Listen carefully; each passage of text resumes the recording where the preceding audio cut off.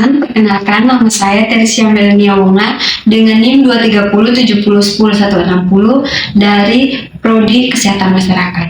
Sekarang saya akan menjelaskan tentang pengukuran epidemiologi. Jadi teman-teman, pengukuran epidemiologi adalah ukuran dasar yang digunakan untuk mengukur dan menjelaskan kejadian dan distribusi masalah kesehatan. Ukuran ini mencakup rasio, proporsi, dan rate.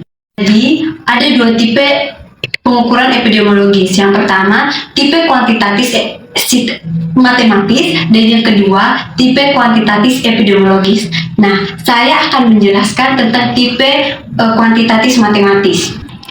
Yang pertama, tipe kuantitatif matematis. Nah, di tipe kuantitatif matematis ada dua tipe lagi, atau dipecahkan dalam dua tipe lagi. Yang pertama, tanpa denominator atau tanpa penyebut. Jadi hitungan atau numerasi itu atau angkanya itu mutlak. Contohnya, jumlah kasus keracunan pangan tuh ada 25 orang, atau jumlah balita tuh 500 orang, atau jumlah kasus campak itu usia dari ukuran usia kurang dari 1 tahun tuh ada 10 orang. Yang kedua, dengan denominator. Jadi dengan denominator ini terdapat 3 rumus, yaitu yang pertama proporsi, yang kedua rate, yang ketiga rasio. Jadi saya akan menjelaskan satu persatu dari ketiga rumus ini. Pertama, proporsi. Proporsi adalah suatu perbandingan di mana pembilang atau numerator selalu merupakan bagian dari penyebut atau dari denominatornya. Nah, proporsi itu digunakan untuk melihat komposisi dalam populasinya. Apabila angka dasar atau konstantannya 100, maka disebut presentase. Nah, saya akan menjelaskan cara perhitungan dari proporsi. Dengan rumus yang digunakan adalah, jadi rumus proporsi adalah X per X tambah Y dikali dengan konstanta tadi 100%. Di sini saya akan menjelaskan salah satu contoh dari proporsi. Misalkan diketahui jumlah TB wanita ada 30, jumlah TB ini TB wanita, ini jumlah TB pria sama dengan 70. Nah, di sini pertanyaannya kita mau melihat berapa proporsi dari TB wanita. Nah, rumus yang digunakan tadi, karena kita menghitung ingin mencari tahu dari berapa proporsi dari TB wanita, maka X-nya kita menggunakan jumlah TB wanita, berarti 30 per X, dan Y ini adalah jumlah seluruh kasus antara pria dan wanita. Jadi 30 ditambah dengan 70 dikali dengan 100%. Tinggal kita kalkulasikan menjadi 30 per 100 dikali dengan 100%. Hasilnya 30%. Jadi jumlah proporsi dari TB wanita adalah 30%. Nah, saya akan menjelaskan tentang rate. Rate adalah perbandingan antara jumlah suatu kejadian terhadap jumlah penduduk yang mempunyai risiko terhadap kejadian tersebut menyangkut dengan interval waktu. Nah, rumus yang digunakan dalam rate ini adalah jumlah kasus per populasi dalam periode waktu tertentu. Baik, untuk memperdalam atau lebih mengetahui tentang rate, di sini saya akan memberikan satu contoh. Contohnya, pada tahun 2004 ada kasus demam berdarah sebanyak 10.100 kasus dengan populasi atau jumlah penduduk dalam kota yaitu 1.250.000. Jadi diketahui di sini jumlah kasusnya, JK-nya ada 100 kasus dengan jumlah penduduknya sebesar 1.250.000. Nah, untuk menghitung rate dari kasus demam berdarah, kita tinggal masukkan jumlah kasus dengan jumlah populasinya tadi ada 1.250.000. Ini tinggal 1 per 12.500. Nah, karena menghitung untuk mengakumulasikan ini ke dalam ratusan ribu, jadi kita lihat berapa dikali berapa yang hasil berapa dikali 12.500 yang hasilnya sama dengan 100.000, yaitu 8/100.000. Karena menghitung rate adalah perbandingan, jadi perbandingan kasus demam berdarah pada suatu wilayah pada tahun 2004 adalah 8/100.000. Ya, yaitu rasio. Rasio merupakan perbandingan antara dua kejadian di mana antara pembilang dan penyebutnya tidak ada sangkut pautnya, atau numerator dan denominatornya tidak ada sangkut pautnya. Nah, rumus dari rasio sendiri adalah X per Y dikali konstanta, dengan X adalah banyaknya peristiwa, orang, dan lain-lain yang mempunyai satu atau lebih atribut tertentu, dengan Y adalah banyaknya peristiwa, orang, dan lain-lain yang mempunyai satu atau lebih atribut tertentu, tetapi dalam beberapa hal berbeda dari atribut dengan anggota X. Kemudian konstantanya adalah 1. Karena konstantanya 1, maka rumus rasio sendiri bisa disederhanakan menjadi rumus rasio adalah X per Y. Karena konstantanya 1, jadi kita sederhanakan rumus rasionya menjadi X per Y. Contoh soal. Contohnya, pada suatu kejadian luar biasa atau kejadian luar biasa demam berdarah, terdapat 20 orang penderita dan 12 orangnya anak-anak. Jadi, penderitanya adalah 12 orang dan di sini 20 dan 12-nya anak-anak. Jadi anak-anaknya ada 12. Jadi rumus rasionya adalah X per Y. Jadi 12 per 20 sama dengan 0,0. Jadi rasio dari jumlah demam berdarah pada satu daerah adalah 0,0. Perkenalkan, nama saya Nona Sukuruin dengan NIM 230700136 dari Fakultas Kesehatan Masyarakat kelas C semester 2. Saya akan melanjutkan penjelasan di bagian kedua, yaitu perhitungan epidemiologi, tipe kuantitas epidemiologi. Nah, pada tipe kuantitas epidemiologi ini terbagi menjadi dua, yaitu insiden dan prevalensi. Nah, kita akan membahas satu persatu, yaitu dari insiden.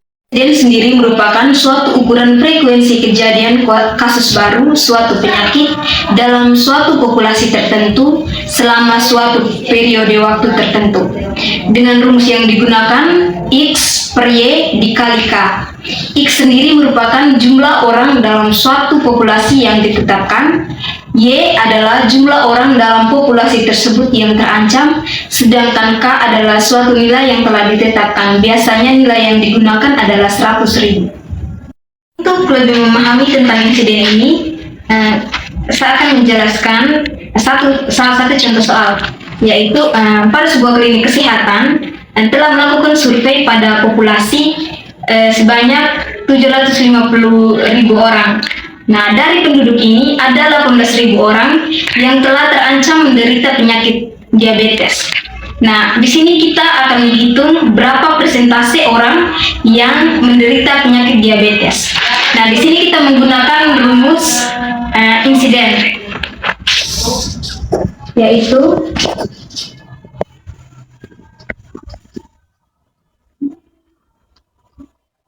X per Y dikali K.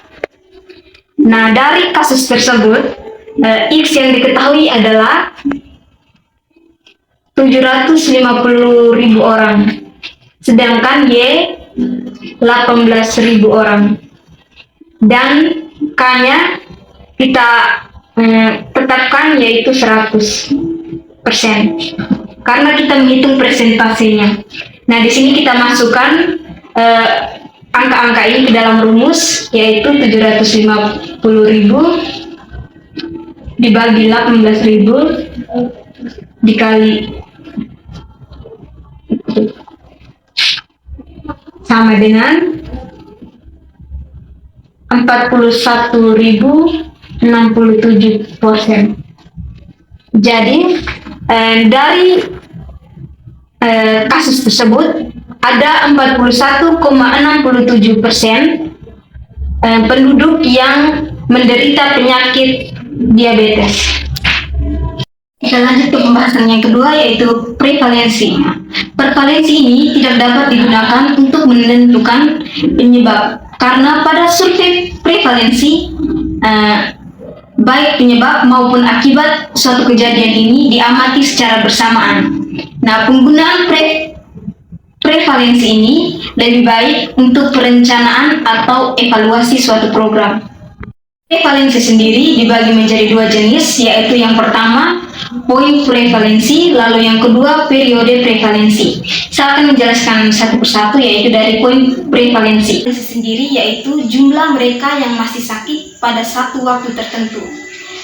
Nilai ini sangat erat hubungannya dengan besarnya insiden serta lamanya masa sakit. Di sini rumus yang digunakan yaitu angka prevalensi poin sama dengan jumlah penderita lama dan baru pada suatu saat per jumlah penduduk saat itu dikali dengan 100%. Kita akan menghitung berapa prevalensi DBD di wilayah pada suatu wilayah. Nah, di sini populasi pada suatu wilayah tersebut adalah 1.500 orang dengan 250 orang didiagnosis menderita DBD. Dari jumlah tersebut, ada 150 orang telah didiagnosis mengidap DBD selama lebih dari 1 tahun, dan ada 100 orang yang telah didiagnosis menderita DBD dalam 1 tahun terakhir ini. Nah, kita akan menghitung prevalensi orang yang menderita DBD di wilayah ini menggunakan rumus poin prevalensi, yaitu jumlah kasus lama ditambah jumlah kasus baru per jumlah penduduk saat itu dikali 100%. Nah, jumlah kasus lama yaitu 250 ditambah jumlah kasus baru yaitu 100 per jumlah penduduk saat itu yaitu 1.500 dikali dengan 100%. Jadi hasilnya adalah 16,67%. Selanjutnya, jenis prevalensi yang berikut yaitu periode prevalensi. Nah, periode prevalensi adalah jumlah mereka yang pernah dan masih menderita pada satu jangka waktu tertentu, termasuk penderita baru dan lama pada jangka waktu tertentu. Nah, di sini rumus yang digunakan adalah angka prevalensi periode sama dengan jumlah penderita lama dan baru per jumlah penduduk pertengahan dikali 100% atau 1000.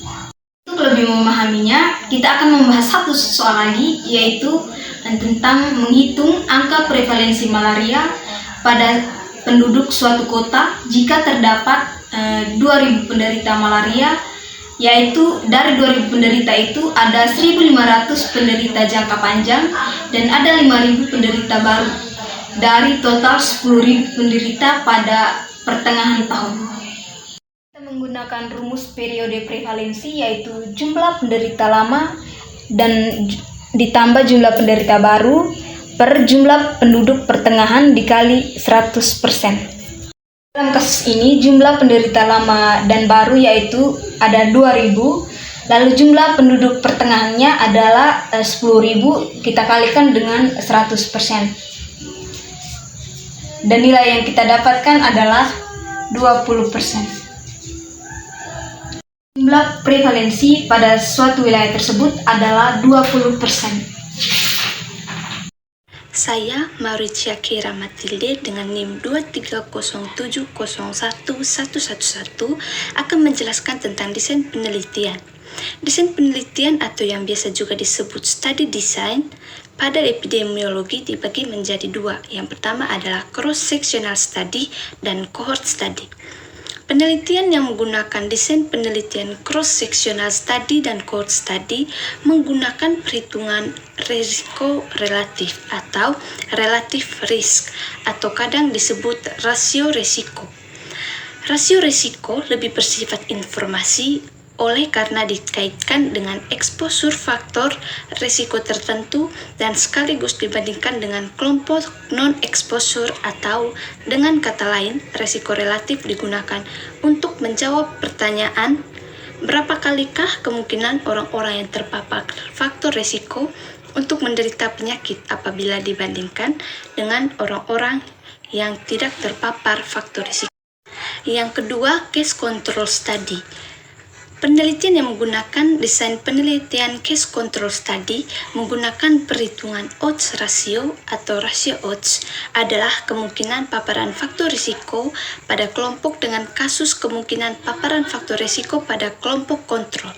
Artinya, berapa kalikah faktor risiko menyebabkan penyakit bagi yang terpapar dibandingkan dengan kelompok yang tidak terpapar.